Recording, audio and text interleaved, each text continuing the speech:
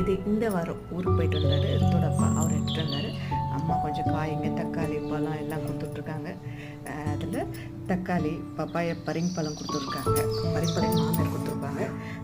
உப்பு கொடுத்துருக்காங்க, பொரி. அப்புறம் பசங்களுக்கு ஸ்நாக்ஸ் எல்லாம் எல்லாம் கொடுத்துருக்காங்க. பக்கோடா இருக்குது, மிச்சம் இருக்குது, முறுக்கு இருக்குது, கண்டை இருக்குது, சிப்ஸ் இருக்குது, மிச்சரு காரா பூந்தி இருக்குது. காராபூந்தி